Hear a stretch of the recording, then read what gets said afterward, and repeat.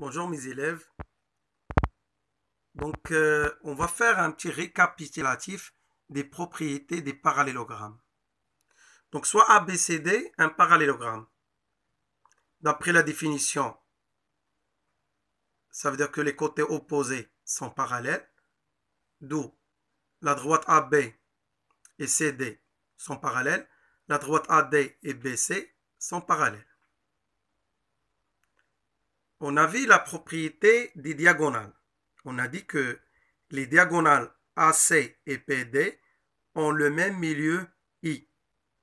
Ça veut dire quoi? Ça veut dire que AI, la distance AI égale à la distance EC. Ça veut dire que la distance BI égale à la distance ED.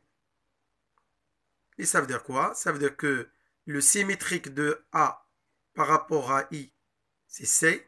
Le symétrique de B par rapport à I, c'est D. Le symétrique de C par rapport à I, c'est A. Le symétrique de D par rapport à I, c'est B.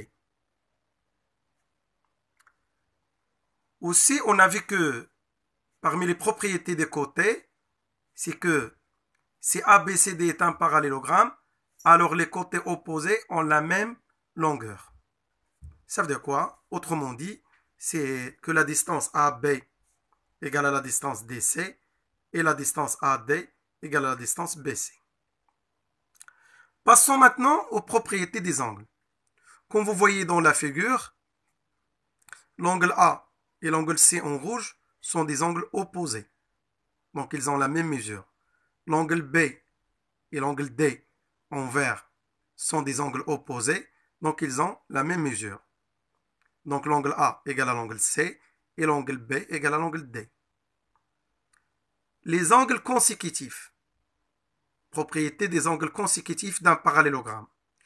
On a vu que les angles consécutifs d'un parallélogramme sont supplémentaires. Ici, l'angle A en rouge et l'angle B en vert sont supplémentaires. Donc, leur mesure égale à 180. L'angle B et l'angle C, l'angle B en vert et l'angle C en rouge, sont consécutifs, alors leur somme, c'est 180.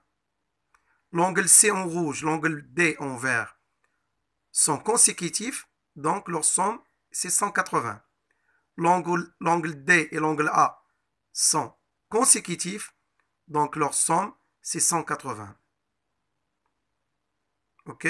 Ça, les propriétés les plus importantes que vous devez absolument apprendre.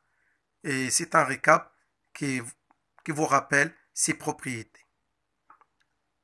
Merci à vous. À la prochaine.